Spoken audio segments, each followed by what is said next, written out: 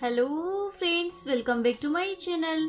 हाजिर हूँ एक नई लव स्टोरी लेकर। तो चलिए वीडियो को स्टार्ट करते हैं। कहानी की शुरुआत में दिखाया जाता है ग्रैंडमा की मेड्स उन्हें आकर बताने लग जाती है, आपने गू के लिए जो ब्लाइंड डेट अरेंज की थी ना, वो वहाँ पर गया ही नहीं था।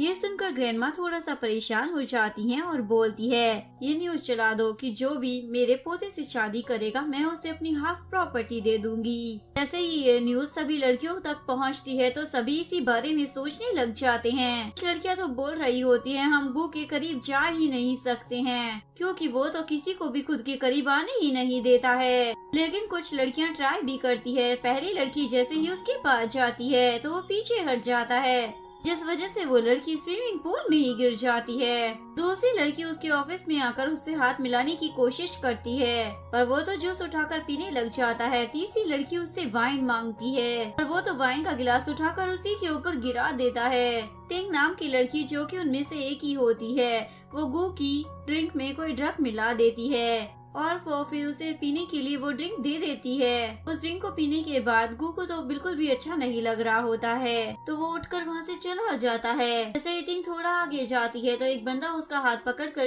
अपनी तरफ खींच लेता है। ये देखकर वो तो खुश हो जाती है, आज तो गू मेरा हो जाएगा। लेकिन जैसे ही वो देखती है तो वो मैनेजर जंग होता है। ये दोनों एक दूसरे को देखकर काफी ज्यादा शॉक हो जाते हैं। फ्लैशबैक में दिखाया जाता है मैनेजर जंग लीमो को बुरी नजर से देख रहा होता है, तो टिंग उसकी हेल्प करती है उसकी वाइन में ड्रग मिलाकर। लेकिन लीमो वाइन पीने से मना कर देती है क्योंकि वो पीती नहीं थी। लेकिन टिंग उसे बोलती है, मैं तुम्हारी सीनियर हूँ, तुम्हें ये वाइन पीनी ही पड़ेगी। अगर तुम इस वाइन को नहीं पियोगी तो इसका मतलब ये है कि तुम अपने सीनियर की रिस्पेक्ट नहीं करती। ये सुनकर लीमो उस ड्रिंक को पी लेती है। उसके बाद उसे चक्कर आने लग जाते हैं तो वो वहाँ से उठकर चली जाती है। प्रेजेंट में दिखाया जाता है गू अपने असिस्टेंट को कॉल करता है और उसे जल्दी से आने को बोल रहा होता है क्योंकि उसे कुछ भी ठीक नहीं लग रहा था। असिस्टेंट पूछता है, बॉस कहीं किसी ने आपको ड्रग तो नहीं दे दिया है? गो बोलता है, फालतू की बातें करना बंद करो, जल्दी से बस यहाँ पर आ जाओ। तभी वो लीमो से टकरा जाता है और उन दोनों पर ही ड्रग का असर होता है, जिसके बाद वो लीमो को लेकर एक रूम में आ जाता है। जैसे ही असिस्टेंट वहाँ पर पहुँचता है तो वो दोनों सो रहे होते हैं। असिस्टेंट गू को उठाने की कोशिश करता है लेकिन वो नहीं उठता। उसके बाद वो अपने बॉस को कंधे पे उठाकर वहाँ से ले जाता है। सोचता है भाभी को तो आकर मैं बाद में ले जाऊंगा। लेकिन उसके जाने के थोड़ी देर बाद ही लीमो की आंखें खुल जाती है। वहाँ पर देखने लग जाती है तो उसे वहाँ पर एक ब्रेसलेट मिलता है और वो उस ब्रेसलेट को उठाकर वहाँ से चली जाती है। उसके बाद हमें 1 महीने के बाद का सीन दिखाया जाता है जहाँ पर लीमो के हाथ में उसकी प्रेगनेंसी की रिपोर्ट होती है। वो सोचती है, जब मैं छोटी थी तभी मेरे पेरेंट्स मर गए थे, मेरी कोई फैमिली नहीं थी, पर अब मेरी भी फैमिली होगी। इसके बाद कहानी 4 साल आगे चली जाती है। मिस्टर गू अब्रोड से वापस चाइना आ जाते हैं। असिस्टेंट उसे बताता है, आप 4 साल से बाहर थे, पर इस दौरान ग्रैंडमा की तबीयत बहुत ज्यादा खराब हो गई थी। उन्हें तो कुछ भी ढंग से याद ही नहीं रहता था। गू उससे उस रात वाली लड़की के बारे में पूछने लग जाता है। असिस्टेंट बोलता है, अभी तक मैं उसे ढूंढ नहीं पाया हूँ। गू बोलता है, तुम्हें किसी भी हाल में उस लड़की को ढूंढना ही होगा। तभी गू को घर से कॉल आती है और उसे बताया जाता है कि ग्रैंडमा घर से कहीं चली गई हैं। ये सुनकर वो बहुत ही ज्यादा परेशान हो जाता है। जब वो घर पहुंचता है, पेड़ उसे बताने लग जाती है, हमें पता ही नहीं चला कि ग्रैंडमा कब यहाँ से चली गई। ये सुनकर वो गुस्सा हो जाता है, बातें मत बनाओ, जल्दी से ग्रैंडमा को ढूंढो। दूसरी तरफ लीमो अपने दोनों बच्चों रूरू और यैम को पिक करने के लिए गई हुई होती है। वो उन दोनों को वहाँ से लेकर जा ही रही होती है, लेकिन तभी वो देखती है एक ग्रैंडमा गाड़ी से टकराने वाली हैं। तो लीमो उन्हें बचाने के लिए चली जाती है। तभी गाड़ी में से टिंग आती है और ग्रैंडमा पर चिल्लाने लग जाती है, क्या तुम्हें नजर नहीं आ रहा, सामने से गाड़ी आ रही है, फिर भी सामने आकर खड़ी हो गई। ग्रैंडमा उसे बोल रही होती है, मैं कोई बेघर नहीं हूँ, मैं बस अपने ग्रैंडसन को ढूंढने के लिए आई थी। मेरा ग्रैंडसन सामने वाली बिल्डिंग में काम करता है। लेकिन टिंग तो उनकी और भी ज्यादा इंसल्ट करने लग जाती है। ये सुनकर लीमो को गुस्सा आ जाता है और उसे सुनाने लग जाती है, क्या तुम्हें एल्डर्स की रिस्पेक्ट करना नहीं आता? तभी ग्रैंडमा लीमो के हाथ में वो ब्रेसलेट देख लेती है और फ्लैशबैक को याद करती है।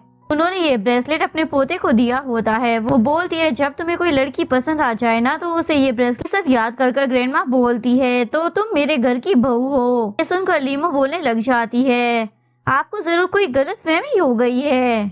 ये सब देखकर टिंग तो हंसने लग जाती है और उसकी इंसल्ट करने लग जाती है और वो लोगों को इकट्ठा कर लेती है और फिर बोलती है, बड़ी आई मुझे रिस्पेक्ट के बारे में बताने वाली। इसकी अभी तक शादी भी नहीं हुई है और इसके 2 बच्चे हैं। वो बोलती है तो मेरे बच्चों के बारे में ऐसे गलत सलत बातें नहीं कर सकती हो। मुझे अच्छे से पता है तुम्हारा कंपनी के मैनेजर के साथ रिलेशन है। अगर मैंने मैनेजर की वाइफ को बुलाकर इस बारे में बता दिया तो सोचो जरा तुम्हारे साथ क्या होगा। ये सुनकर टिंग तो गुस्से में वहाँ से चली जाती है। उसके जाने के बाद लीमो ग्रैंडमा से उनकी पोती का नाम पूछती है। ग्रैंडमा बताती है मेरे पोती का नाम गू है। ये सुनकर दोनों बच्चे बोलने लग जाते हैं, ये नाम तो कुछ ज्यादा ही इंटरेस्टिंग है। ग्रैंडमा उन दोनों बच्चों को देखकर बहुत ही ज्यादा खुश हो जाती है। लीमो ग्रैंडमा को अपने घर लेकर आ जाती है और उन्हें अपने कपड़े देते हुए बोलती है, बाहर ना बहुत ज्यादा सर्दी है इसलिए आप ये कपड़े पहन लीजिए। ग्रैंडमा बोलते हैं, शुक्रिया, वैसे तुम बहुत ही ज्यादा अच्छी हो। इसके बाद वो काम करने के लिए किचन में चली जाती है और अपने हाथ में पहना हुआ ब्रेसलेट वहाँ पर उतार कर रख देती है। तभी उसे किसी की कॉल आ जाती है। वो उसे बताते हैं कि गू के बारे में पता लग गया है। इसके बाद सभी लोग साथ में बैठकर खाना खा रहे होते हैं। ग्रैंडमा उससे पूछती है, तुमने इतना सारा खाना खुद क्यों बनाया? तुम्हारे सर्वेंट्स कहाँ पर हैं? तो बताती है हमारे घर में नौकर चाकर नहीं है। ग्रैंडमा बोलती है तुम बहुत ही छोटे घर में रह रही हो, क्या तुम्हारी फैमिली बैंकरप्ट हो गई है? वो भी हाँ बोल देती है।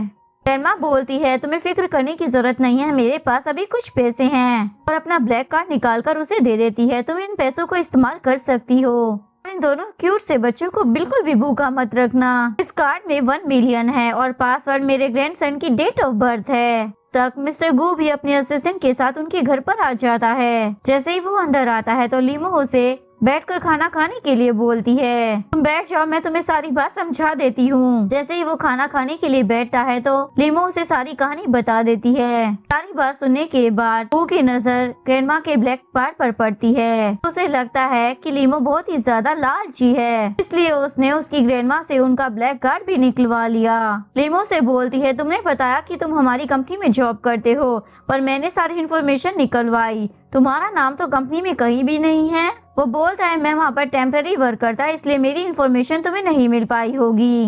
इसके बाद वो ब्लैक कार्ड उठाकर गू को दे देती है। ये तुम्हारी ग्रैंडमा ने मुझे दिया था, इसका पासवर्ड तुम्हारा डेट ऑफ बर्थ है, इसमें 1 मिलियन है, तुम जैसे चाहो यूज कर सकते हो। गू उस कार को लेने लग जाता है लेकिन तभी ग्रैंडमा उसे रोक देती है। टोटल इन लोगों को दिया है, तुम इसे नहीं ले सकते हो। उसके बाद ग्रैंडमा उस कार्ड को बच्चों को दे देती है और उन्हें बोलती है तुम जाकर इस कार्ड को उस जगह पर छुपा दो जहाँ से तुम्हारे डैड को ये कार्ड मिल ही ना सके। जिसके बाद बच्चे उस कार्ड को लेकर भाग जाते हैं। लीमो उन्हें रोकने की कोशिश करती है तो गू बोलता है फिक्र करने की जरूरत नहीं है, वैसे भी उस कार्ड में ज्यादा पैसे नहीं हैं। एक्चुअली में ग्रैंडमा को भूलने की बीमारी थी, उन्हें लगता था कि वो लोग बैंकरप्ट हो गए हैं, इसीलिए वो ऐसी बातें कर रही थी। इसके बाद गू ग्रैंडमा को घर चलने के लिए बोलता है लेकिन ग्रैंडमा बोलती है जहाँ पर मेरी डॉटर इन लॉ रहेगी मैं वहीं पर रहूंगी। गू बोलता है लेकिन अभी तक हमारी शादी नहीं हुई है इसलिए हम लोग साथ में नहीं रह सकते हैं। ग्रैंडमा बोलती है अगर ऐसी बात है तो कल ही जाकर तुम दोनों मैरिज सर्टिफिकेट ले लो। तुम दोनों के बच्चे इतने ज्यादा बड़े हो गए हैं, अभी तक तुम्हारी शादी भी नहीं हुई है, क्या बात कर रहे हो। वो अपनी ग्रैंडमा को मनाने के लिए प्रॉमिस कर देता है मैं ऐसा ही करूँगा। सीन में मिस्टर गू अपने ऑफिस में होता है। उसका असिस्टेंट उसे पूछ रहा होता है क्या सच में आप उस लीमो से शादी कर लोगे। गू बोलता है ग्रैंडमा ने मेडिसिन लेने से मना कर दिया है और तब तक वो दवाई नहीं लेगी जब तक मैं उन्हें मैरिज सर्टिफिकेट लाकर दिखा नहीं देता।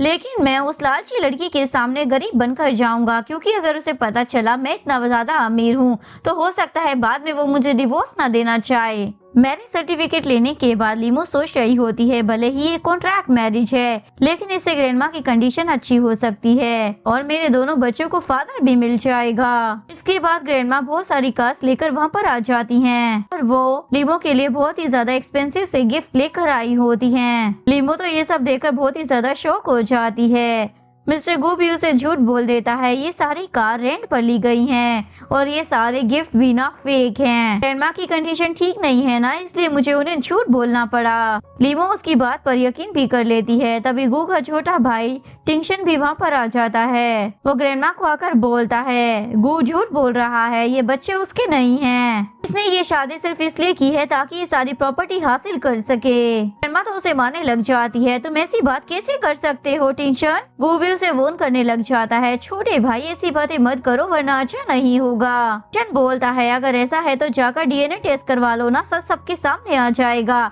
दूध का दूध और पानी का पानी हो जाएगा। नेक्स्ट सीन में वो लोग हॉस्पिटल में खड़े हुए होते हैं और सैंपल्स डीएनए टेस्ट के लिए जा चुके होते हैं। लीमो तो बहुत ही ज्यादा परेशान हो रही होती है क्योंकि वो सोच रही थी रिपोर्ट आने के बाद सबको सच पता लग जाएगा और ग्रैंडमा बहुत ही ज्यादा सैड हो जाएंगी। वो इस बारे में गू से बात कर रही होती है। गू से बोलता है, तुम फिक्र मत करो, मैं सब कुछ ठीक कर दूंगा। थोड़ी देर बाद जैसे ही डॉक्टर रिपोर्ट लेकर आता है तो टेंशन फटाफट से रिपोर्ट उसके हाथ से छीन लेता है और ये देखकर शॉक हो जाता है कि रिपोर्ट पॉजिटिव आई थी। लीमो सोचती है इसका मतलब 4 साल पहले मेरे साथ मिस्टर गू थे। ग्रैंडमा तो टेंशन को मारना शुरू कर देती है, लेकिन टेंशन तो अभी भी यही बोल रहा होता है कि ये सब झूठ है। उनके वहाँ से जाते ही लीमो मिस्टर गू से रिपोर्ट के बारे में पूछती है। मिस्टर गू बताता है, मैंने डॉक्टर को कहा था कि वो रिपोर्ट चेंज कर दे, इसलिए ऐसा हुआ है। तभी उसे डॉक्टर की कॉल आ जाती है और वो डॉक्टर की बात सुने बिना ही बोल देता है, तुमने बहुत ही अच्छा काम किया, इसलिए तुम्हें तुम्हारे पैसे मिल जाएंगे। डॉक्टर के अकाउंट में पैसे ट्रांसफर हो जाते हैं, जबकि वो तो सोच रहा होता है मुझे तो रिपोर्ट चेंज करने का टाइम ही नहीं मिला। जैसे ही ग्रैंडमा वापस आ जाती है तो गू बोलता है, अब हमें घर वापस चलना चाहिए। ग्रैंडमा बोलती है, अब तुम दोनों की शादी हो गई है, इसलिए बहू भी हमारे साथ ही चलेगी। गू को पता था उसे ना चाहते हुए भी ग्रैंडमा की बात माननी ही पड़ेगी, इसलिए बोलता है हम लोग साथ में ही रहेंगे। जबकि लीमो सोच रही होती है, हमारे बीच में तो ऐसी कोई डील हुई नहीं थी। फ्लैशबैक में दिखाया जाता है जब वो सो रही होती है तो मिस्टर गू ने उसे कॉल कर कहा था, क्या तुम मुझसे शादी करना चाहोगी। प्रेजेंट में ग्रैंडमा लीमो से पूछ रही होती है, तुम कौन से विला में रहना पसंद करोगी। तभी मिस्टर गू जल्दी से बोल देता है, हमारी फैमिली बैंकक्रप्ट हो गई थी, इसलिए अब हमारे पास कोई भी विला नहीं है। जिसके बाद ग्रैंडमा को एक आइडिया आता है और वो सभी लोग लीमो के घर रहने के लिए चले जाते हैं। मिस्टर गू लीमो को सॉरी बोल रहा होता है, मुझे माफ करना, पहले मैंने तुम्हें इन सब के बारे में नहीं बताया। वो बोलती है, अगर ग्रैंडमा मुझे नहीं बताती कि उनके पास रहने की जगह नहीं है तो तुम ग्रैंडमा को कहाँ रखने वाले थे। ये दोनों बातें करते हुए जा रहे होते हैं, तभी ऊपर से एक लेडी पानी फेंक देती है जो कि लीमो के ऊपर गिर जाता है। बेचारी की तो आत्मा ही हिल जाती है। वो औरत तो उसे सॉरी बोलने लग जाती है, लेकिन जैसे ही वो मिस्टर गू को देखती है तो वो जल्दी से बोलती है, अच्छा हुआ ये पानी इसके ऊपर गिरा है, और वो लीमो पर इल्जाम लगाने लग जाती है, इसने मेरे हस्बैंड को सेड्यूस करने की कोशिश की थी। जिसके बाद मिस्टर गू और ग्रैंडमा उस औरत से लड़ने लग जाते हैं क्योंकि वो बार बार लीमो के बारे में गलत सलत बोली जा रही होती है। लीमो भी वहाँ पर पड़ा हुआ कचरा उठाती है और उस औरत के घर के सामने फेंक देती है। वो औरत लीमो पर गुस्सा करने लग जाती है। लीमो बोलती है, क्या तुमने कभी अपने पति को मेरे साथ देखा भी था। अरे मैं उस जैसे बुड्ढे को सेड्यूस क्यों करूंगी, वो इतना ज्यादा बुढ़ा था, ऊपर से मोटा भी था, मैं तो उसे देखना भी पसंद ना करूं, सेड्यूस करना तो दूर की बात है, और वैसे भी अब मेरे पास अपना पति है। ये बोलकर वो सब लोग अपने घर में चले जाते हैं। इसके बाद मिस्टर गू अपने असिस्टेंट को मैसेज कर बोलता है, आज इस फैमिली को यहाँ से बाहर निकलवा दो, आज के बाद ये औरत यहाँ पर नजर नहीं आनी चाहिए। जैसे ही वो दोनों घर आते हैं तो लीमो से सॉरी बोलने लग जाती है क्योंकि उस औरत को सबक सिखाने के लिए उसने गू को यूज किया था। बोलता है, अब हमारी शादी हो गई है, इसलिए अब मैं सारी रिस्पॉन्सिबिलिटी पूरी करूंगा। तभी ग्रैंडमा भी वहाँ पर आ जाती है और बोलती है, तुमने इतना ज्यादा ऊपर घर क्यों लिया है, मैं तो चलते चलते ही थक गई, ऐसा लग रहा था सीढ़ियाँ चढ़ते चढ़ते मैं मर जाऊंगी। लीमा बोलती है, मेरे पेरेंट्स की बचपन में ही डेथ हो गई थी और मेरे पास इतनी ज्यादा सेविंग नहीं थी कि मैं कहीं पर अच्छा घर ले सकूं। मेरे पास बस इतने ही पैसे थे कि मैं यहाँ पर घर ले सकूं। ग्रैंडमा बच्चों को बोलती है, तुम दोनों को मैं अपने नए बड़े विला में ले जाऊंगी। तभी मिस्टर गू ने जल्दी से रोक देता है और बोलता है, ग्रैंडमा भूल गई, हम बैंकक्रप्ट हो गए हैं, इसलिए हमारे पास पैसे नहीं हैं। ग्रैंडमा तो उसे डांटने लग जाती है, ये सब कुछ तुम्हारी वजह से ही तो हो रहा है। ग्रैंडमा बोलती है, वैसे मेरे बैंक में 1 मिलियन पड़े हैं, तुम उन्हें इस्तेमाल कर सकते हो। लेकिन मिस्टर गू जल्दी से बात को पलट देता है, बताओ आज खाने में क्या है। लीमा बोलती है, आज मैं तुम लोगों के लिए बहुत ही अच्छा सा खाना बनाऊंगी। इसके बाद ये दोनों मियाँ बीवी कुकिंग करने लग जाते हैं, जबकि दोनों बच्चे खेल रहे होते हैं और ग्रैंडमा उन दोनों को देखकर खुश हो रही होती है। खाना खाने के बाद लीमो बर्तन धोने लग जाती है, लेकिन ग्रैंडमा उन दोनों को ऐसा करने से मना कर देती है और उनको उनके रूम में ले जाकर लॉक कर देती हैं। दोनों बच्चे कंफ्यूज होकर पूछने लग जाते हैं, दादी माँ आपने ऐसा क्यों किया। ग्रैंडमा बोलती है अगर तुम दोनों चाहते हो तुम्हारे साथ खेलने के लिए और छोटे भाई बहन आए तो ये करना तो जरूरी है। लीमो डोर ओपन करने की कोशिश करती है लेकिन दरवाजा तो बाहर से बंद होता है। इसके बाद ये दोनों सोचते हैं अब हम क्या करेंगे। टेंशन उसके करीब आने लग जाता है। तभी लीमो को याद आता है उसने कहा था कि वो किसी और को पसंद करता है, इसलिए ये सिर्फ एक कॉन्ट्रैक्ट मैरिज होगी। वो गू को बोलती है तुम जाकर बेड पर सो जाओ और मैं नीचे सो जाऊंगी। इस बात पर इन दोनों में बहस होने लग जाती है और आखिर में डिसाइड होता है कि दोनों ही बेड पर सो जाएंगे। गू शावर लेने के लिए चला जाता है तो पीछे से लीमो अपना ब्रेसलेट उतारकर ब्लैंकेट के नीचे रख देती है। जैसे ही वो शावर लेकर बाहर आ जाता है तो लीमो शावर लेने के लिए वॉशरूम में चली जाती है। गू उस ब्लैंकेट को उठाकर ब्रेसलेट को देखने ही वाला था, तभी लीमो बाहर आ जाती है और उसे बोलती है तुम मेरी चीजों को मत देखो। थोड़ी देर बाद ये दोनों एक ही बेड पर लेटे हुए होते हैं। कुछ देर बाद ऊपर वाले घर से शोर की आवाजें आने लग जाती है तो लीमो उसे सॉरी बोलने लग जाती है, मेरा घर साउंड प्रूफ नहीं है। उसके बाद वो वाइपर उठाकर ऊपर वाली छत पर मारना शुरू कर देती है ताकि वो लोग चुप हो जाए, पर इस चक्कर में वो मिस्टर गू के ऊपर ही गिर जाती है। वो उसके हाथ में वो ब्रेसलेट देखता है तो वो उससे उस ब्रेसलेट के बारे में पूछता है। लीमो बोलती है ये मैंने किसी स्टोर से खरीदा था पर ये बहुत ही ज्यादा चीप है। वो बोलता है दिखने में तो ये बिल्कुल भी चीप नहीं लग रहे, तो बहुत ही ज्यादा एक्सपेंसिव लग रहे हैं। वो बोलती है बस ये दिखने में ही एक्सपेंसिव लग रहे हैं पर मैंने सच में एक स्टॉल से बहुत ही कम प्राइस में इन्हें खरीदा था। ये सुनकर मिस्टर गू बेड से उठ जाता है और सोचने लग जाता है शायद मैं कुछ ज्यादा ही ओवरथिंक कर रहा हूँ। लीमो आराम से बोलने लग जाती है जो ब्रेसलेट मेरे बच्चों का डैड छोड़ कर गया था वो बहुत ही ज्यादा एक्सपेंसिव थे, मुझे पैसों की जरूरत थी इसलिए मैंने वो बेच दिए और उसके जैसा सेम ब्रेसलेट मैंने एक स्टॉल से खरीद लिया ताकि मैं उनके फादर को पहचान सकूँ। अभी मिस्टर गू उसके पास आकर बोलता है अभी तुम क्या बोल रही थी, मुझे कुछ सुना ही नहीं दिया। वो बोलती है पर मैंने तो कुछ कहा ही नहीं है। एक्चुअली मैं उसने झूठ इसलिए बोल दिया था क्योंकि उसे लग रहा था मिस्टर गू को उसकी स्टोरी में कोई इंटरेस्ट ही नहीं होगा और ना ही वो उसके बच्चों के डैड के बारे में कुछ सुनना पसंद करेगा। नेक्स्ट मॉर्निंग लीमो को टिंग का कॉल आता है। टिंग उसे बोलती है क्या तुम कंपनी में आना भी भूल गई क्या, तुम्हें मालूम है टाइम क्या हो गया है। जैसे ही वो टाइम देखती है तो वो बहुत ही ज्यादा लेट हो चुकी होती है। वो जल्दी से उठकर तैयार होने लग जाती है। वो भी जैसे ही उठकर टाइम देखता है तो वो सोचता है आज मैं भी बहुत ज्यादा लेट हो गया हूँ। ब्रेकफास्ट के टाइम पर ग्रैंडमा उससे पूछने लग जाती है कल तुम्हारे रूम से इतना ज्यादा शोर क्यों आ रहा था, और दोनों बच्चे भी इस बारे में पूछने लग जाते हैं। तो वो दोनों जल्दी से काम का बहाना बनाकर वहाँ से उठकर भाग जाते हैं। उनके जाने के बाद ग्रैंडमा बोलती है ये कैसा कपल है जिनको मॉर्निंग किस के बारे में भी नहीं पता। लेकिन तभी रोरू आकर बोलती है मैं आपको मॉर्निंग किस दे दूंगी। ये सुनकर ग्रैंडमा तो उसकी क्यूटनेस देखकर उसे हगी कर लेती है। जैसे ही लीमो ऑफिस में पहुंचती है तो टिंग उसका रास्ता रोक लेती है। वो उसे इग्नोर कर जाने लगती है लेकिन टिंग उसके बाल खींचकर उसे पकड़ लेती है। वो बोलती है अगर तुमने शादी कर ली है तो इसका मतलब ये नहीं है कि तुम काम पर लेट आओगी। क्या तुमने खुद को इस कंपनी का ओनर समझ रखा है जो जब चाहे मुँह उठाकर चली आओगी। और वो उसके बच्चों की भी इंसल्ट करने लग जाती है जो कि लीमो से सहा नहीं जाता और वो सामने पड़ा हुआ टॉयलेट ब्रश उठा लेती है और टिंग की तरफ कर बोलती है लगता है आज तुम ब्रश कर नहीं आई हो, काफी ज्यादा बदबू आ रही है, कहो तो मैं तुम्हारी ब्रश करने में हेल्प कर दूंगी।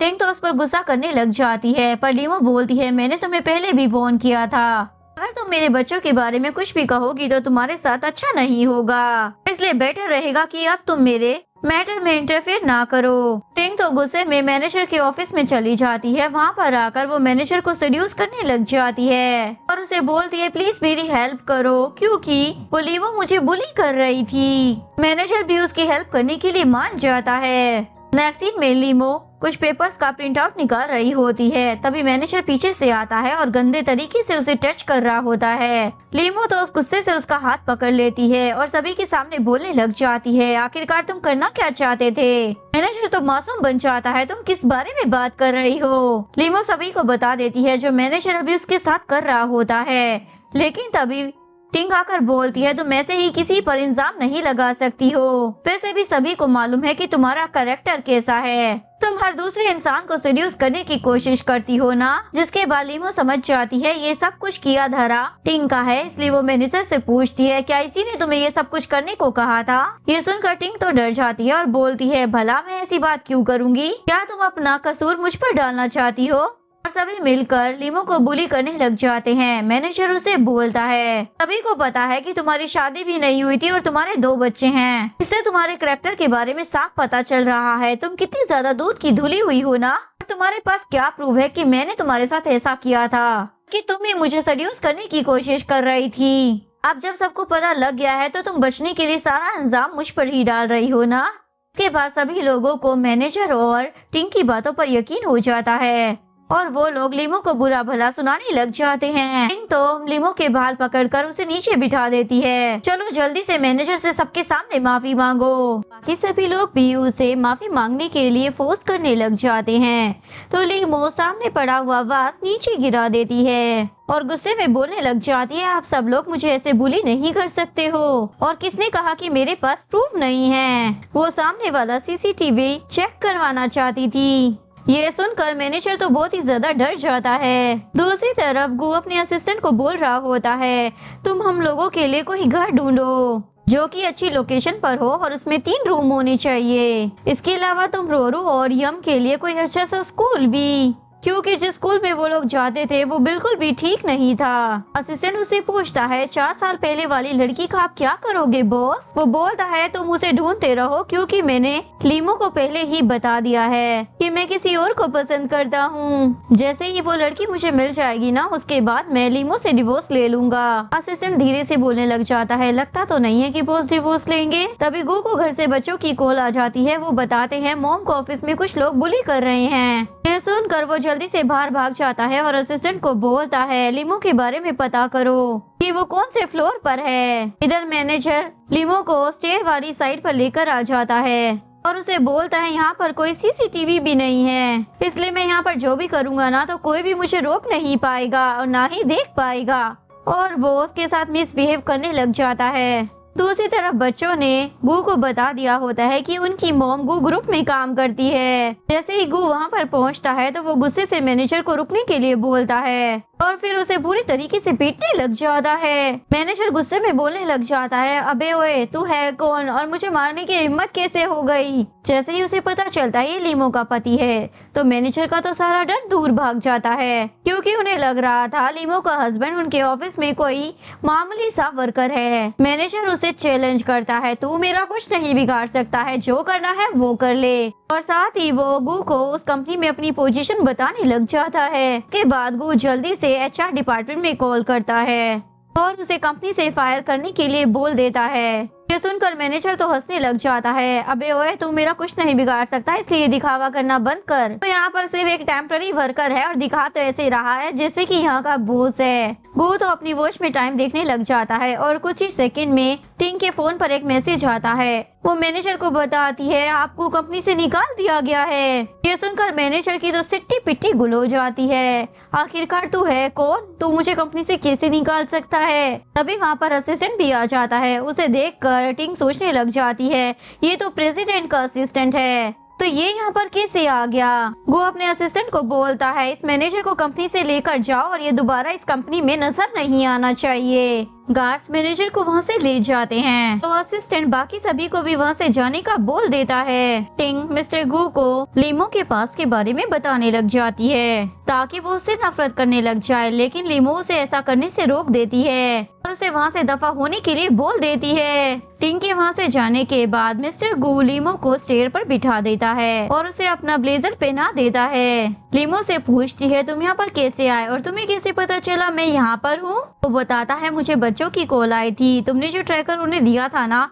उसके जरिए उन्हें पता चल गया था, इसलिए उन्होंने मुझे बता दिया। लीमो से पूछती है, तुमने मैनेजर को फायर कैसे कर दिया। तो वो झूठ बोल देता है, प्रेसिडेंट का असिस्टेंट मेरा बहुत ही अच्छा दोस्त था, उसी की हेल्प से मैंने ये सब कुछ किया है। ये सुनकर लीमो तो खुश हो जाती है, क्या बात है, तुम्हारे तो बड़े बड़े लोगों के साथ कनेक्शन है।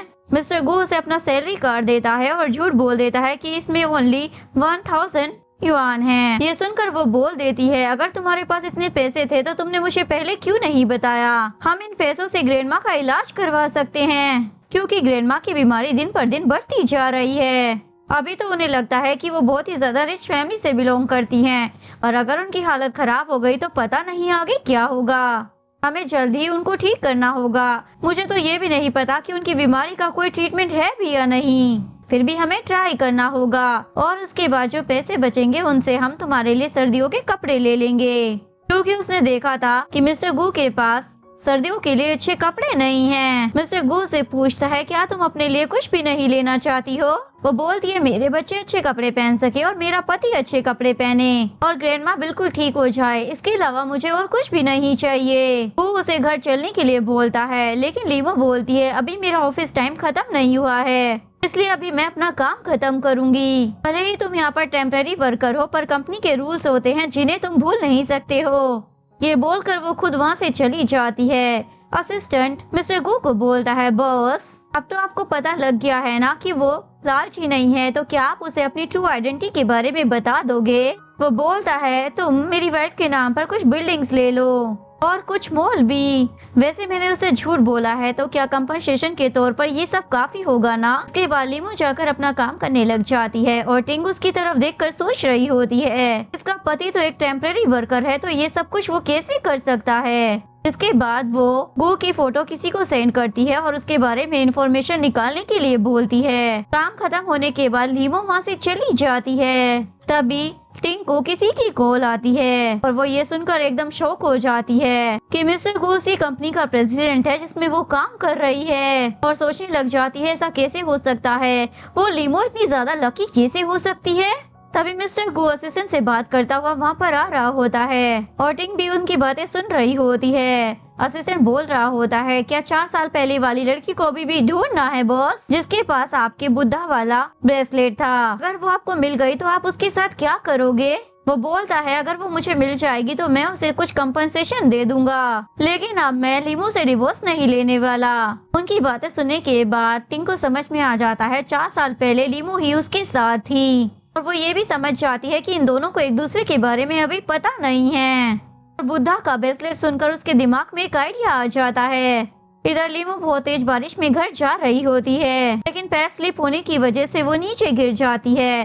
तभी मिस्टर गू अपने दोनों बच्चों के साथ वहाँ पर आ जाता है और उसे बोलता है मुझे बच्चों ने बताया तुम बिना अम्ब्रेला के बाहर गई हो, इसलिए मैं आ गया। इसके बाद ये लोग गाड़ी में बैठकर घर की तरफ जा रहे होते हैं, लेकिन लीमो उसे बोलती है ये घर का रास्ता नहीं है। तो बच्चे उसे बताते हैं हम लोग नए घर में शिफ्ट हो गए हैं मॉम। नया घर देखकर लीमो तो बहुत ही ज्यादा खुश हो जाती है क्योंकि वो घर बहुत ही ज्यादा बड़ा और प्यारा था, लेकिन फिर भी वो मिस्टर गू पर गुस्सा होने लग जाती है। इस घर का रेंट तो बहुत ही ज्यादा होगा, भला कौन भरेगा? मैंने वो पैसे तुम्हें ग्रैंडमा के इलाज के लिए बचाने के लिए कहा था, पर तुमने वो पैसे यहाँ पर बर्बाद कर दिए। तभी ग्रैंडमा आकर बताने लग जाती है इस घर का रेंट ज्यादा नहीं है। मिस्टर गू बताता है इस घर की ओनर ग्रैंडमा की बहुत ही पुरानी फ्रेंड है, इसलिए उन्होंने बहुत ही कम प्राइस पर ये घर हमें रेंट पर दे दिया है। इसके बाद ग्रैंडमा बोलती है आज मैंने तुम सबका फेवरेट खाना बनाया है, इसलिए चलो जल्दी चलकर खाना खाते हैं। लेकिन तभी गू को असिस्टेंट का मैसेज आता है मुझे 4 साल पुरानी वाली लड़की मिल गई है। इसके बाद वो बोलता है मुझे कंपनी में कुछ काम है इसलिए जाना होगा।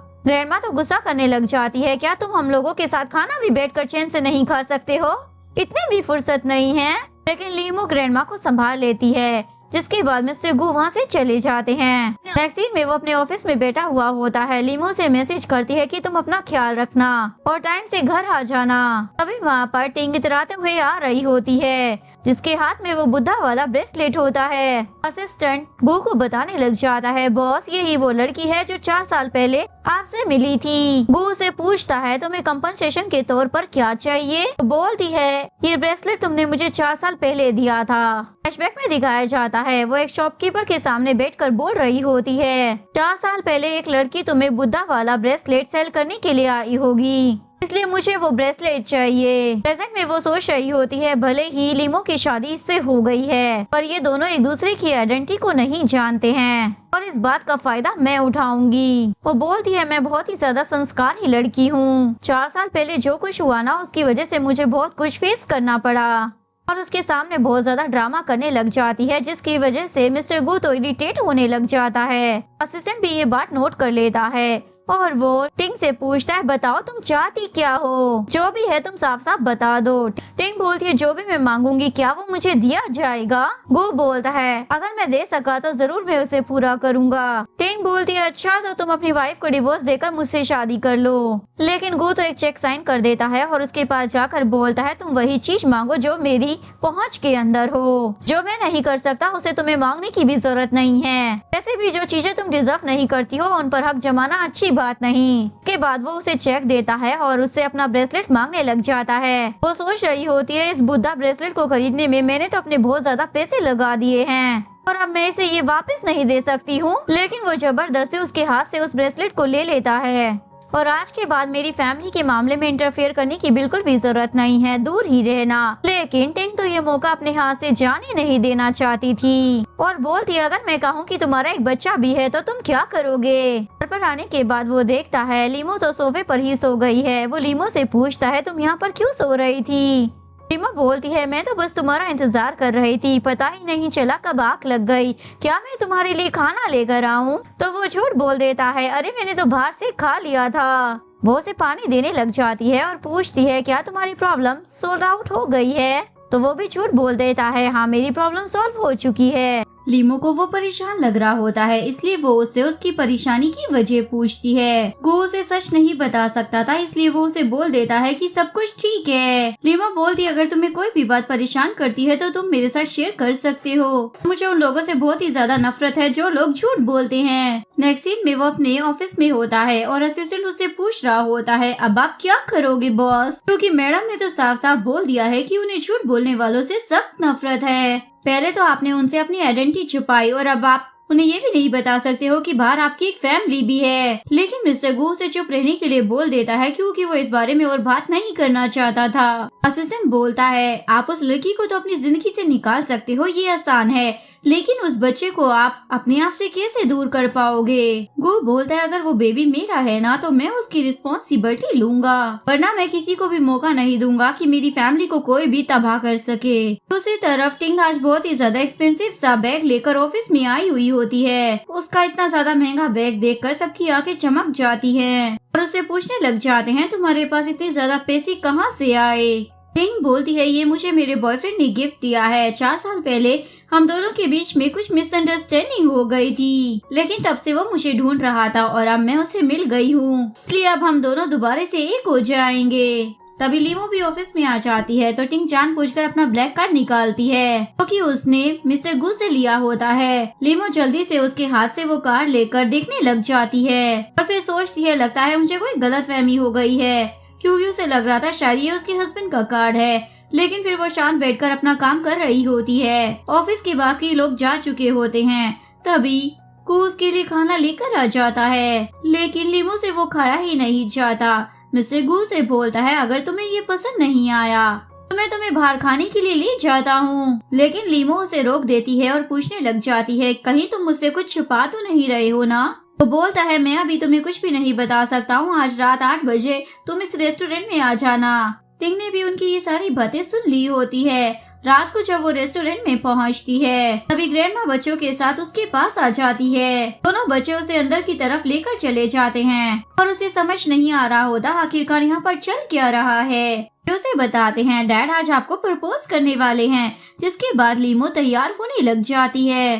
दूसरी तरफ मिस्टर गू उसी तरफ आ रहा होता है। असिस्टेंट उसे पूछता है, बॉस क्या आप सच में आज मैडम को प्रपोज करने वाले हो? वो हाँ बोल देता है। असिस्टेंट उसे कुछ कहने वाला होता है। मिस्टर गू बोलता है, अगर तुम कुछ गलत बात करने वाले हो तो चुप ही हो जाओ, वरना तुम्हारे लिए अच्छा नहीं होगा। इधर लीमो तैयार होकर आ गई होती है और सभी लोग मिस्टर गू का इंतजार कर रहे होते हैं। इधर मिस्टर गू जैसे ही गाड़ी से उतरता है तभी उसके पास टिंग का कॉल आ जाता है। टिंग उसे झूठ बोलने लग जाती है, तुम्हारे बेटे की तबीयत खराब हो गई है, तुम्हें जल्दी से यहाँ पर आना होगा, मैं हॉस्पिटल में हूँ। जिसके बाद वो तुरंत हॉस्पिटल के लिए निकल जाता है। इधर इन लोगों को इंतजार करते हुए काफी ज्यादा देर हो जाती है। ग्रैंडमा बार बार अपने पोते को कॉल कर रही होती है, लेकिन उनका पोता तो कॉल उठाता ही नहीं है। लीमो बोलती है, जरूर गू को कोई जरूरी काम आ गया होगा इसीलिए वो नहीं आया। अब हमें घर चलना चाहिए, हम फिर कभी यहाँ पर आ जाएंगे। बाद वो बच्चों को उठाने लग जाती है। चलो अब हमें घर जाना होगा। लेकिन तभी उसे टिंग का मैसेज आता है जो उसे मिस्टर गू के साथ अपनी फोटो सेंड करती है। उससे पूछने लग जाती है क्या तुम इसका इंतजार कर रही हो। इसके बाद वो गुस्से में हॉस्पिटल चली जाती है। ग्रैंडमा बोल रही होती है कहीं लीमो गुस्से में कोई गलत कदम न उठा ले। जैसे ही वो रूम में एंटर होती है तो असिस्टेंट टिंग को अपने पीछे छुपाने की कोशिश करता है, लेकिन टिंग उसे साइड हटा देती है। लीमो टिंग को वहाँ पर देखकर गू से पूछने लग जाती है तुम्हारा इसके साथ क्या रिश्ता है। गू को पता था अब वो इस बात को और नहीं छुपा सकता, इसलिए वो उसे सारा सच बता देता है। मेरा इसके साथ एक बच्चा भी है। ये सुनकर ग्रैंडमा तो रोने लग जाती है। तुमने मेरी बहू के साथ चीटिंग की है। वो बोलता है मैंने चीटिंग नहीं की है, आप मेरी पूरी बात तो सुन लो। दोनों बच्चे तो पूछने लग जाते हैं डैड क्या आप हमारे डैड नहीं हैं? लेकिन वो उन्हें बोल देता है ऐसा नहीं है। तभी टिंग बोलने लग जाती है तुम दोनों का डैड कौन है ये तो तुम्हें पता ही नहीं है। जाकर अपने डैड को ढूंढो क्योंकि ये मेरे बच्चे का डैड है। वो उसे गुस्से में चुप रहने के लिए बोल देता है, लेकिन टिंग बोलती है मैं सच्ची तो बोल रही हूँ, क्या गलत कहा। तभी वहाँ पर टेंशन भी आ जाता है। ग्रैंडमा उसे देखकर बोलती है अब तुम यहाँ पर मुसीबत खड़ी करने के लिए क्यों आ गए? पहले ही यहाँ पर कम मुसीबतें हैं क्या? लेकिन लिंगशन बोलता है मैं यहाँ पर ट्रबल क्रिएट करने नहीं आया बल्कि सच बताने के लिए आया हूँ। उसके बाद वो लीमो को झूठ बोल देता है 4 साल पहले मैं तुम्हारे साथ था। लीमो गुस्से में होती है इसलिए वो गू के सामने उसकी बात पर यकीन कर लेती है। बोलती है ये सच बोल रहा है। लीमो गू से डिवोर्स मांगने लग जाती है, लेकिन गू मना कर देता है हमारी शादी हो चुकी है और अब डिवोर्स तो इम्पॉसिबल है। लेकिन लिंगशन लीमो को बता देता है गू ने तुम्हें झूठ बोला है, वो कोई टेम्परेरी वर्कर नहीं है बल्कि वो तो कंपनी का प्रेसिडेंट है। ये सुनकर लीमो को और भी ज्यादा गुस्सा आ जाता है। तुम्हें मुझ पर इतना भी ट्रस्ट नहीं था कि तुम मुझे अपनी रियल आइडेंटिटी के बारे में बता सको। मुझे पता चल गया है कि सब कुछ फेक था, इसलिए अब हम दोनों साथ में नहीं रह सकते। ग्रैंडमा उसे रोकने की कोशिश करती है, लेकिन वो बोलती है मैंने आपके पोते पर बहुत ही ज्यादा भरोसा किया था पर इसने मेरा विश्वास पूरी तरीके से चूर चूर कर दिया है, इसलिए अब हम दोनों साथ में नहीं रह सकते। उसके बाद वो दोनों बच्चों को लेकर वहाँ से चली जाती है। उसके जाने के बाद ग्रैंडमा तो रोने लग जाती है। लिंगशन बोलता है ग्रैंडमा आपको फिक्र करने की जरूरत नहीं है, ये दोनों बच्चे मेरे ही हैं, इसलिए मैं जल्दी लीमो से शादी कर लूंगा, बच्चों को अपना नाम दूंगा। ग्रैंडमा तो उसे डांटने लग जाती है मुझे अच्छे से पता है तुम क्या चाहते हो, मुझे बताओ जरा तुम ये सब क्यों कर रहे हो। मैं किसी भी कीमत पर कंपनी कभी भी तुम्हारे नाम नहीं करने वाली। बोलता है ग्रैंडमा भूल गई आपने प्रॉमिस किया था जो आपको पहले ग्रेट ग्रैंडसन ला कर देगा आप कंपनी उसी के नाम करेंगी। आपकी कंडीशन के अकॉर्डिंग फैमिली मैंने पहले स्टार्ट की है, इसलिए कंपनी भी मुझे ही मिलनी चाहिए। ये सुनकर टिंग भी लालची हो जाती है और जल्दी से ग्रैंडमा को जाकर बोलती है आप इन लोगों को जाने दे, मिस्टर गू मेरे बच्चे के डैड हैं, मैं जल्दी उससे शादी कर लूंगी। उसके बाद मैं आपका बहुत ही ज्यादा ध्यान रखूंगी। ग्रैंडमा बोलती है ये बाल मैंने धूप में सफेद थोड़ी किए हैं, मुझे अच्छे से पता चल रहा है कि तुम क्या चाहती हो, इसलिए तुम सोचो भी मत कि तुम मेरी फैमिली में कदम भी रख पाओगी। इसलिए वो अपने पोते को बोलती है अगर तुम लीमो को बनाकर वापस नहीं लाए तो दोबारा मेरी शक्ल कभी नहीं देख पाओगे। इसके बाद ग्रैंडमा लीमो के पास जाती है। लीमो तो अपनी पैकिंग कर घर से जाने की तैयारी कर रही होती है। ग्रैंडमा उसे रोकने की कोशिश करती है, लेकिन लीमो रुकने से मना कर देती है और वहाँ से जाने लगती है। पर यम ग्रैंडमा को हक कर लेता है क्योंकि वो अपनी दादी को छोड़कर अपनी माँ के साथ जाना नहीं चाहता था। लीमो दरवाजे के पास जाकर अपने बेटे को बोलती है अगर तुम मेरे साथ नहीं आए तो मैं तुम्हें यहीं पर छोड़कर चली जाऊंगी। ये सुनकर तुरंत वो अपनी मोम के पास भागकर आ जाता है। उनके जाने के बाद ग्रैंडमा अपने पोते को कॉल करती है और जल्दी से उसे घर बुला लेती है। वो बोलता है मैं बस घर ही आ रहा हूँ। वो भागते हुए घर पर आ जाता है और अपनी ग्रैंडमा को बताता है वो दोनों मेरे ही बच्चे हैं। ये सुनकर ग्रैंडमा तो खुश हो जाती है। गू पूछता है पर लीमो कहाँ पर है? वो बताती है वो दोनों बच्चों को लेकर चली गई है, तुम भी जल्दी से उसके पीछे जाओ। तब ये दोनों बच्चे बोल रहे होते हैं मॉम देखो जरा डैड हमारे पीछे आ रहे हैं, लेकिन लीमो ने बोलती है वो आदमी तुम्हारा डैड नहीं है, इसलिए तुम दोनों उसे अपना डैड बुलाना बंद कर दो। और वो ड्राइवर को गाड़ी तेज चलाने के लिए बोल रही होती है, लेकिन जैसे ही गू अपनी गाड़ी की स्पीड तेज करता है तो उसका एक्सीडेंट हो जाता है। लीमो जैसे ही ये देखती है तो वो अपनी गाड़ी रुकवाती है और उसके पास जाती है, लेकिन वो काफी ज्यादा घायल हो चुका होता है। नेक्स्ट सीन में वो हॉस्पिटल में होता है। बच्चे और लीमो बाहर खड़े हुए होते हैं। तभी असिस्टेंट भी ग्रैंडमा को लेकर वहाँ पर आ जाता है। लीमो तो ग्रैंडमा के गले लगकर रोने लग जाती है और बोलती है ये सब कुछ मेरी वजह से ही हुआ है। ग्रैंडमा उसे चुप कराती है और बताती है ये दोनों मेरे पोते के ही बच्चे हैं और वो उसे डीएनए टेस्ट की रिपोर्ट दिखाती है। पहले गू सच के बारे में कंफर्म करना चाहता था, इसलिए जैसे ही उसे पता लगा तो वो भागता हुआ घर आया। तब तक तुम घर से चली गई थी। असिस्टेंट भी बताता है बॉस को कभी भी टिंग पर यकीन ही नहीं था। फ्लैशबैक में दिखाया जाता है असिस्टेंट बोल रहा होता है बॉस आप क्या करोगे अगर सच में वो बच्चा आपका हुआ और टिंग सच बोल रही हो। बोलता है मुझे उस लड़की पर जरा भी यकीन नहीं है, वो तो मुझे एक नंबर की लालची लगती है। असिस्टेंट बोलता है बॉस मैं समझ गया, मैं एक बार फिर से इस बारे में कंफर्म करवाऊंगा। वो बोलता है इस बारे में किसी को भी पता नहीं चलना चाहिए, हम लोग ऐसे ही प्रिटेंड करेंगे जैसे कि सब कुछ टिंग के मुताबिक ही चल रहा है। ग्रैंडमा उसे बोलती है मेरे पोते ने तुम्हें धोखा नहीं दिया है, बस उसे कुछ टाइम चाहिए था सच पता लगाने का। बच्चे भी ये सुनकर काफी ज्यादा खुश हो जाते हैं और अपनी मोम को हक कर लेते हैं। तभी डॉक्टर बाहर आ जाता है और पूछता है पेशेंट का फैमिली मेंबर कौन है। लीमो जल्दी से हाथ खड़ा कर देती है, सभी उसे घूरने लग जाते हैं। लीमो शर्माते हुए बोलती है ऐसे क्यों घूर रहे हो, अभी मेरा डिवोर्स थोड़ी हुआ है। ये सुनकर सभी लोग हंसने लग जाते हैं। नेक्स्ट सीन में लीमो अपने पति के लिए अपने हाथों से सूप बना कर लाई होती है। गू तो बस उसे ही देखे जा रहा होता है। वो बोलती है तुम मुझे ऐसे घूर क्यों रहे हो। वो बोलता है अगर मैंने तुम पे से नजर हटाई तो हो सकता है तुम फिर से मुझे छोड़कर भाग जाओ। इसके बाद वो उससे पूछता है क्या तुम मुझसे शादी करोगी, लेकिन तभी उसे टिंग का मैसेज आ जाता है। लीमा बोलती है पहले तुम इसके साथ जो भी है वो निपटा लो, उसके बाद सोचेंगे। नेक्स्ट सीन मीटिंग ऑफिस में होती है और सभी लोगों को अपनी डायमंड की रिंग दिखा रही होती है। देखो जरा कितनी ज्यादा अच्छी है ना, बहुत ही जल्दी मेरा बॉयफ्रेंड मुझसे शादी करने वाला है। तभी वहाँ पर गु आ जाता है। टिंगू से बोलती है क्या तुम मुझसे यहाँ पर मिलने के लिए आए हो, मेरी याद आ रही थी ना, चलो ना हमें बाहर चलकर लंच कर लेना चाहिए, वहीं पर बैठकर हम आराम से बातें कर लेंगे। सभी लोगों को लगता है शायद मिस्टर गु ही उसके बॉयफ्रेंड है, लेकिन तभी वहाँ पर लीमो आ जाती है और वो मिस्टर गु का हाथ पकड़कर बोलती है मिस्टर गु को अपनी वाइफ और बच्चों के साथ खाना खाना है, इसलिए सॉरी टिंग, वो तुम्हारे साथ खाना नहीं खा पाएंगे। टिंग बोलती है तुम यहाँ पर क्या कर रही हो, गु तुमने तो कहा था ना तुम इसे डिवोर्स दे दोगे, तो क्या हो गया। तभी वहाँ पर असिस्टेंट आ जाता है और टिंग को बोलता है जो भी चीजें बॉस ने आपको दी है सारी वापस कर दो।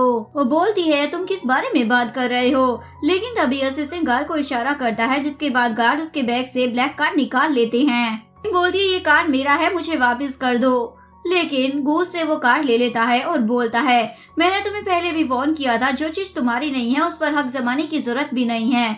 ये बोलकर वो उसे धक्का मार देता है। वो बोलती है क्या तुम अपने बच्चे को भी छोड़ दोगे।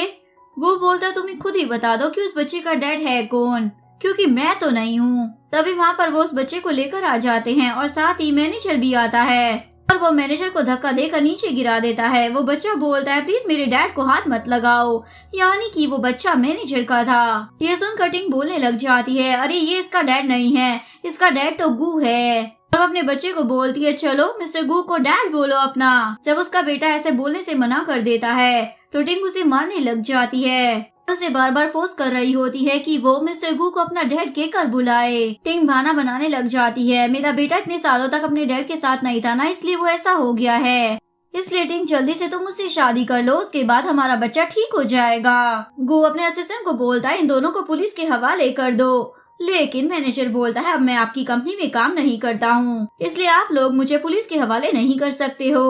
वो बोलता है मुझे अच्छे से पता है तुमने कंपनी में क्या क्या गड़बड़ की है, ऊपर से हरासमेंट के केस में तुम्हें पूरी जिंदगी जेल में बितानी पड़ेगी। जिसके बाद वो गार्ड्स को इशारा करता है और गार्ड्स उन दोनों को वहाँ से ले जाते हैं, लेकिन तभी लिंगशन तालियां बजाते हुए वहाँ पर आ जाता है और बोलता है तुमने ड्रामा तो बहुत अच्छा किया था, बड़ा मजा आया, लेकिन अब मैं इस कंपनी का प्रेसिडेंट हूँ भाई। वो बोलता है ग्रैंडमा ने अभी तक कंपनी तुझे नहीं दी है तो इतना इतरा मत। वो बोलता है पर ग्रैंडमा ने कहा था जो अपनी फैमिली पहले स्टार्ट करेगा ये कंपनी उसे ही मिलेगी, इस हिसाब से ये कंपनी मेरी हुई। अब ग्रैंडमा अपनी बात से पीछे नहीं हट सकती है, लेकिन तभी ग्रैंडमा आकर उसे पीटने लग जाती है, मेरा नालायक पोता, एक नंबर का ठगी। लेकिन लिंगशन अभी भी बोल रहा होता है ये दोनों मेरे बच्चे हैं और लीमो मेरी ही वाइफ बनेगी। ये सुनकर गू को गुस्सा आता है और वो उसे किक मार देता है। ग्रैंडमा भी उसे धो रही होती है। इसके बाद गू अपने भाई को अच्छे से धोने लग जाता है, पर एक्सीडेंट की वजह से उसे दर्द हो रहा था। इसके बाद लीमो उसे रोक देती है और हॉस्पिटल ले जाती है। डॉक्टर उसे चेक करने के बाद बाहर चला जाता है तो ग्रैंडमा भी बच्चों को लेकर वहाँ से चली जाती हैं और लीमो को बोलती है, प्यारी बहू अब तुम ही मेरे पोते का अच्छे से ध्यान रखो। वो बोलता है, अब तो सब कुछ ठीक हो गया है, क्या तुम मेरे पास अब वापिस आ जाओगी? वो बोलती है, ये तो तुम्हारी परफॉर्मेंस के ऊपर डिपेंड करता है। ये बोलकर वो वहाँ से बाहर चली जाती है। तभी असिस्टेंट वहाँ पर आ जाता है। गू से पूछता है, ये बताओ लड़कियों को मनाया कैसे जाता है? ये सुनकर बेचारा असिस्टेंट तो बस गिरते गिरते बचता है। वो बोलता है, मैं दोबारा से लीमो को प्रपोज करूंगा। इसके बाद इन सब लोगों ने हॉस्पिटल के रूम को अच्छे से डेकोरेट कर लिया होता है और अब वो लोग लीमो का इंतजार कर रहे होते हैं। ग्रैंडमा बोलती है, भला हॉस्पिटल में कौन प्रपोज करता है? हमारे जमाने में तो बाग बगीचे में प्रपोज किया जाता था। बच्चे बोलते हैं, ग्रैंडमा आप इतना भी नहीं समझी। जब मोम को पता चलेगा डैड की इतनी ज्यादा तबीयत खराब है, उसके बावजूद उन्होंने मोम के लिए इतना कुछ किया है, के बाद तो वो तुरंत हाँ बोल देंगी। इससे गू पूछता है, बताओ बच्चे क्या मेरा प्लान काम करेगा? वो दोनों बोलते हैं, डैड इतनी प्यारी रिंग और इतने हैंडसम डैड, भला कौन मना करेगा? ऐसे ही लीमो रूम में आती है तो सभी मिलकर उसे सरप्राइज देते हैं। दोनों बच्चे पकड़कर अपनी मोम को अपने डैड के पास लेकर आ जाते हैं। वो बोलता है, मैंने तुम्हें बोलने के लिए पता नहीं क्या क्या सोच कर रखा था, पर जैसे ही तुम मेरे सामने आई मैं सब कुछ भूल गया। अब मैं बस तुम्हें ये कहना चाहता हूँ कि मैं तुमसे प्यार करता हूँ। क्या तुम दोबारा से मेरे पास वापिस आ सकती हो? अगर तुम ना भी बोलोगी तो मुझे कोई प्रॉब्लम नहीं है। जब तक तुम हाँ नहीं बोलोगी मैं कोशिशें करता रहूंगा। लीमो से कुछ बोलने ही वाली होती है तो गू को लगता है शायद उसका प्लान फ्लॉप हो गया है, लेकिन लीमो बोलती है, डरो मत, मैं कहना चाहती हूँ कि मैं भी तुमसे प्यार करती हूँ। ये सुनकर सभी लोग खुश हो जाते हैं और गू भी उसे किस कर देता है। यहीं पर इस ब्यूटीफुल सी लव स्टोरी का डी एंड हो जाता है। अगर आपको वीडियो अच्छी लगी हो तो प्लीज वीडियो को लाइक करें, चैनल को सब्सक्राइब करें, न्यू अपडेट्स के लिए बेल आइकन का बटन प्रेस करें। मिलते हैं नेक्स्ट वीडियो के साथ, तब तक के लिए सारांगे, बाय बाय।